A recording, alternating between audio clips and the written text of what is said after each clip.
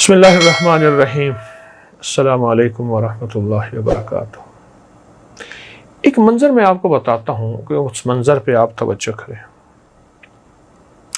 ایک بندہ مدینہ منورہ سے چلتا ہے، اس کے پاس ایک بیمار خچر ہے، بالکل بیمار، کمزور، اور جو خچر پہ سوار ہے وہ خود بھی بیمار بھی ہے، کمزور بھی ہے، غریب بھی ہے، فقیر بھی ہے۔ یعنی دوسرے لفظوں میں مانگتا ہے کہ اس کی مدد کی جائے، اس کا ساتھ دیا جائے، اس کی یاوری کی جائے، اس کی جیب میں کچھ ڈالا جائے۔ اور اس کے پاس اتنا نہیں ہے کہ وہ کسی غریب فقیر کی مدد کر سکے، اتنا نہیں ہے۔ وہ خود مدد کا طالب ہے لیکن سوال نہیں کرتا، بالکل سوال نہیں کرتا۔ اور وہ مدینہ منورہ سے چلا ہے اور اس کی منزل نجف ہے،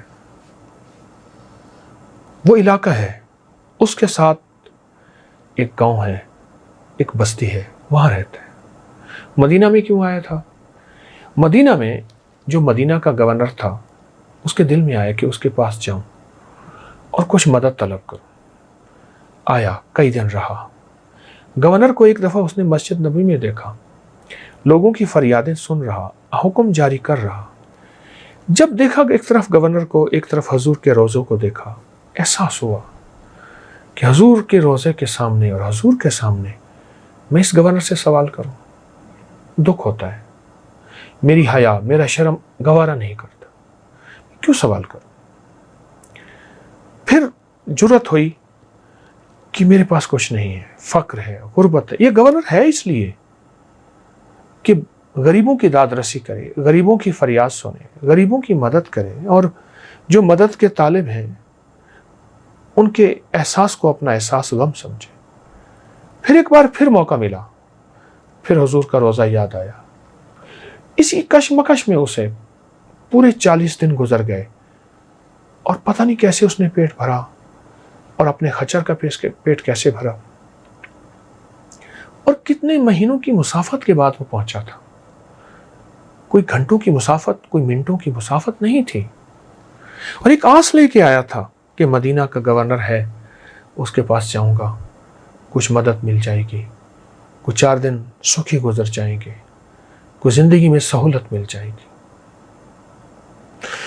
آخر مایوس ہو کے اب یہ مدینہ سے واپس آ رہا۔ یہ اس کا پس منظر جو میں نے عرض کیا، اس پردیسی کا، مختصر سا، ورنہ اس کے 40 دن پتہ نہیں کتنی تنگ دستی، کتنی تکلیف، کتنے مسائل میں گزرے ہوں گے۔ اب وہ واپس آ رہا۔ واپس آتے آتے ایک جگہ ایک کاروان سرائے ہوتی تھی، سرائے ہوتے تھے جہاں پردیسی مسافر لوگ آ کے ٹھہرتے تھے۔ اب اس کے پاس پیسے تو تھے نہیں کہ یہ سرائے میں، لیکن سرائے کے ساتھ ایک جگہ کچھ خچر بندھے ہوئے تھے اور ان کا بچا ہوا گھاس پڑا تھا، چارہ پڑا تھا۔ اس نے اپنے خچر کو وہاں چھوڑا۔ خچر کو کئی دنوں کے بعد اچھا پیٹ بھر کے اور اچھا کھانا ملا، لیکن اس کو کھانا نہ ملا، یہ بھوکا تھا، اوپر سے سخت سردی تھی، اور سرائے کے ساتھ جہاں روٹی پکتی تھی، اس تندور کے ساتھ رات کا وقت تھا، یہ سو گیا اور اپنے آپ کو اس میں سمیٹ لیا کہ کچھ تندور کی، کچھ وہاں اس میں کچن کہوں جہاں کھانا پکتا، اس کی گرمی کچھ مجھے۔ لیکن رات کا وقت ہوا، تندور کی گرمی ختم ہو گئی اور سردی اپنے جوبن پہ پڑی۔ اس کا جسم اکڑنے لگا، اٹھ کے بیٹھ کے سکڑ کے بیٹھ گیا، اور اس کے منہ میں سے ایک لفظ نکلا، واللہ واللہ ثم باللہ، واللہ ثم باللہ۔ مولا میں کہاں جاؤں؟ اب کس کا راستہ؟ اب کون سا سائبان اور کون سی گرمی کے لیے اپنے جسم کو، اور اپنی طرف دیکھا تو خچر بھی بیچارہ سردی کے اندر کانپ رہا ہے۔ اسے اپنی سردی تو بھول گئی خچر کی، اگر یہ مر گیا تو میں منزل پہ کیسے جاؤں گا، آگے کیسے جاؤں گا؟ اب یہ اسی پریشانی اور کشمکش میں ہے۔ واللہ ثم باللہ، میں تو الفاظ بیان کر رہا ہوں، آپ سوچیں جس کی یہ حالت ہو کہ تن پہ پھٹے پرانے کپڑے ہوں، جیب خالی ہو، پیٹ بھوکا ہو۔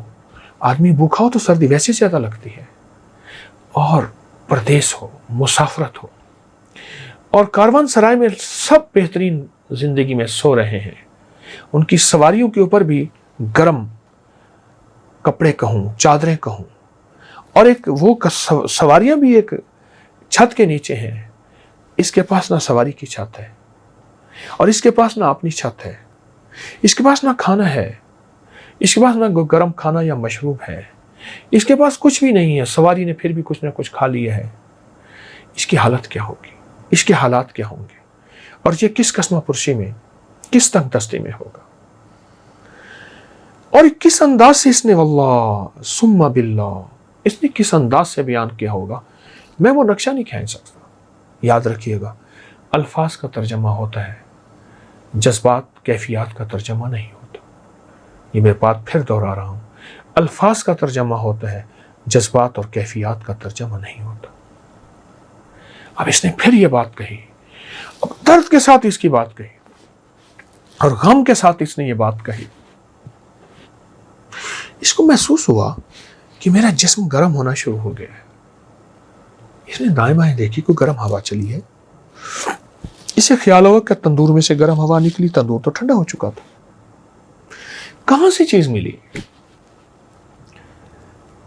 اب اس کو کچھ احساس ہوا نا گرمائش کا، سکون کا، تو اس نے پھر وہ کیفیت کے ساتھ واللہ ثم باللہ کہنا شروع کر دیا. اللہ اکبر.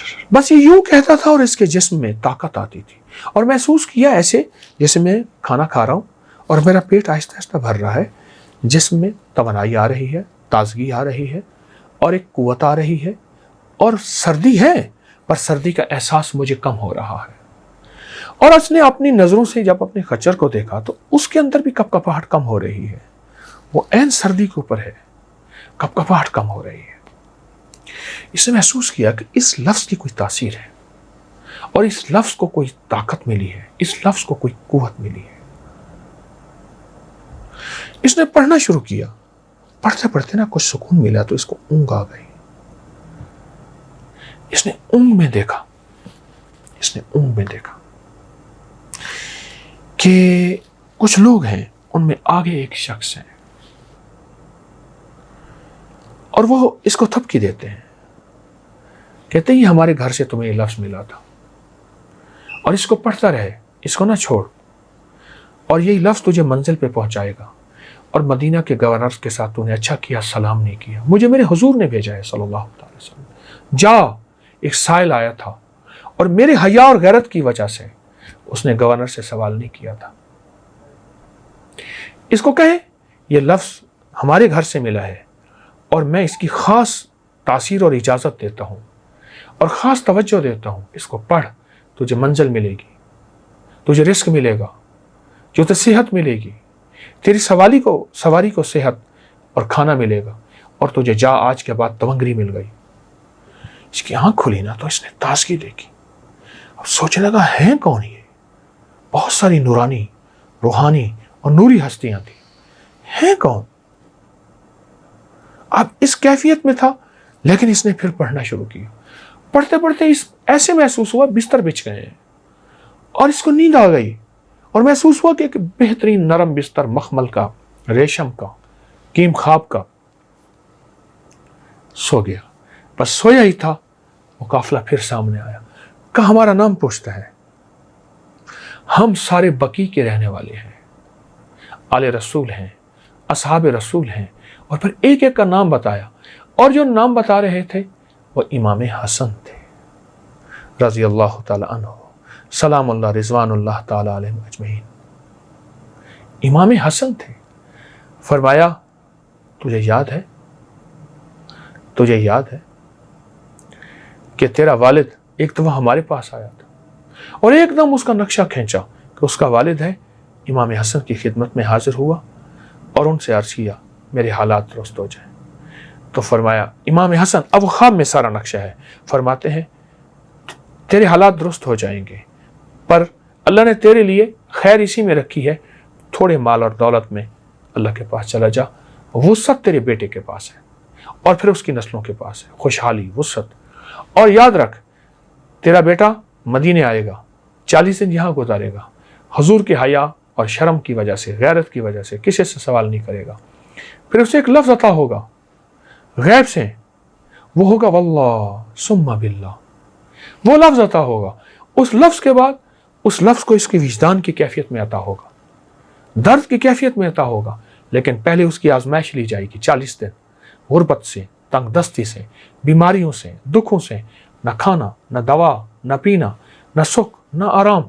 لیکن وہ ہمارے مدینے میں باوقار ہو کے رہے گا اور حرمت مصطفیٰ، عزت مصطفیٰ کا خیال رکھے گا، پاس کرے گا اور ان کا لحاظ رکھے گا. اس حرمت مصطفیٰ، عزت مصطفیٰ سے مصطفیٰ کا گھرانہ آئے گا اور اس کا ساتھ دے گا.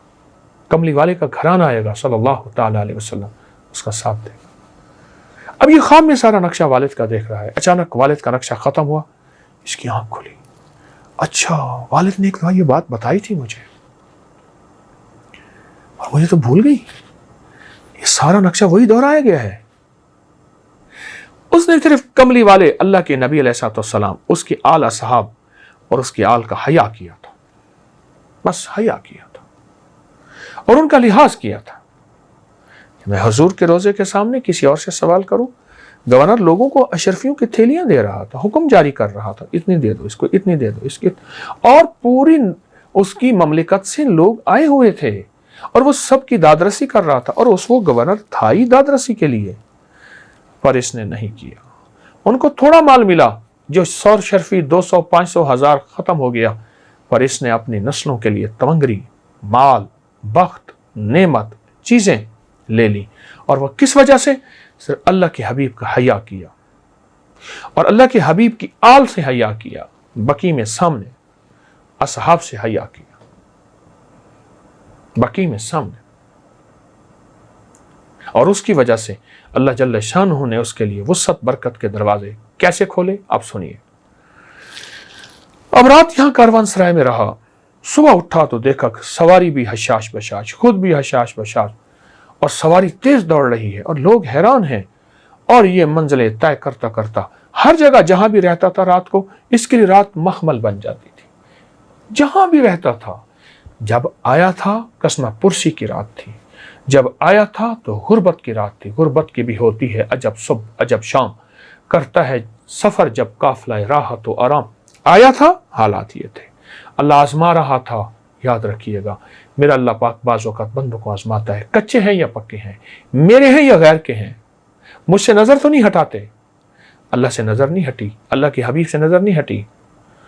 اب جہاں بھی رات گزر رہی ہے، دن ہے، طرح طرح کے میوے کھانے کو مل رہے ہیں، لوگ خود بخود لا رہے ہیں، سلا رہے ہیں اور اس کو بستر دے رہے ہیں.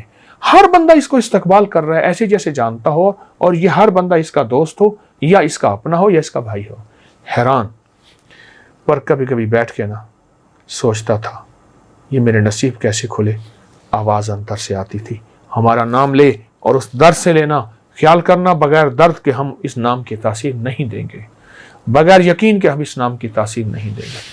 اور پھر یہ درد سے ایسے کہہ کے واللہ ثم باللہ، واللہ ثم باللہ، واللہ ثم باللہ. یقین جانی مجھے مزہ آنا شروع ہو گیا.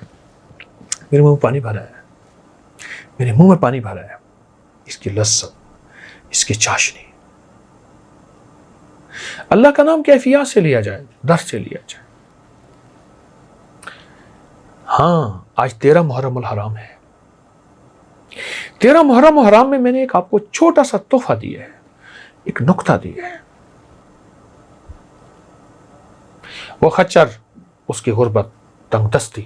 وہ انسان، غربت عربی میں مسافرت کو کہتے ہیں، مسافر ہونے کو کہتے ہیں. وہ انسان، اس کی غربت اور تنگ دستی، اور اس کے گھر کے حالات کیا ہوں گے. اور 40 دن کے بعد گھر والے انتظار کر رہے ہوں گے، جائے گا کچھ لے کے آئے گا. جب گیا نا گھر، منزلیں طے کرتے، راحت کا سامان، راحت کا سفر. جب گھر پہنچا اور گھر پہنچتے ہی دیکھا کہ گھر میں تنکری کا سامان ہے. یہ کیا؟ کھانا، چیزیں، گوشت، میوے، نعمت. اس نے کہا آپ نے کسی کے ساتھ تجارت کی تھی اور ایک تاجر آیا تھا، اس نے کہا بہت نفع ہوا تجارت کی، یہ ان کا جو نفع ہے وہ میں ان کے دے کے جا رہا ہوں. ہم نے روکا بھی صحیح. انہوں نے کہا نہیں میں نے آگے تجارت پہ جانا ہے, میرا آگے قافلہ جا رہا ہے. ہم نے روکا بھی صحیح. کون تاجر تھا, کیا حلیہ تھا؟ اس نے کہا یہ حلیہ تھا, میں نے تو کسی سے تجارت نہیں کی, میرے پاس تھا ہی کچھ نہیں. کہا جاتے ہو بس کہہ گیا تھا کہ واللہ ثم باللہ کو نہ چھوڑنا. ہمیں سمجھ نہیں آئی یہ کیا ہے. تو ایک دم اس کی ہائے نکلی, ایک دم اس کی ہائے نکلی. من کان للہ کان اللہ لہ, جو اللہ کا ہو جاتا ہے اللہ اس کا ہو جاتا ہے. امام حسن بن علی وہ تشریف لائے اور فرمائی یہ تجھے ہمارے گھر سے ملا ہے اور وہ تجھے نے ہمارا حیا کیا ہے, تو نے ہمارا لحاظ کیا ہے, تو نے ہمارا شرم اور ہمارا ادب کیا ہے, اس کی وجہ سے تجھے ملا. او گھر میں پھر دولت اور وسعت اور برکت کے جو خزانے لٹے اور ملے. کہا کہ پھر اس گھر میں ہر وقت ایک صدا آتی تھی, واللہ ثم باللہ. گھر کا بچہ بچہ یہی لفظ کہتا تھا, گھر کا بچہ بچہ یہی بول کہتا تھا, گھر کا بچہ بچہ اسی الفاظ کے اندر ڈوب جاتا تھا, ان لفظوں کے اندر ڈوب جاتا تھا. ہاں, نبی علیہ السلام کا حیا, ان کے ساتھ ادب شرم, اور ان کی اعلیٰ صاحب کے ساتھ, آل رسول کے ساتھ, اصحاب رسول. اللہ اس کا صلہ دیتا ہے. رب کسی کی محنت کو ضائع نہیں کرتا, رب اس کا صلہ دیتا ہے اور دیتا ہے, اور دیتا بھی اپنے غیب کے خزانے سے ہے, اور دیتا بھی ایسا ہے کہ اللہ دولتوں اور عزتوں کے دروازے کھول کے دکھا دیتا ہے, دولتوں اور عزتوں کے دروازے کھول کے دکھا دیتا ہے. اس راستے کو اپنا لے, اس منزل کو لے لے, یہ راہیں سچی ہیں اور انشاءاللہ کامیاب ہوں گے, دنیا میں آخرت بھی, رزق بھی, لذت بھی, صحت بھی ملے گی. یہ بہت بڑا واقعہ ہے اور اس کے اندر بہت بڑا راز ہے. واللہ ثم باللہ. جزاک اللہ. السلام علیکم ورحمۃ اللہ.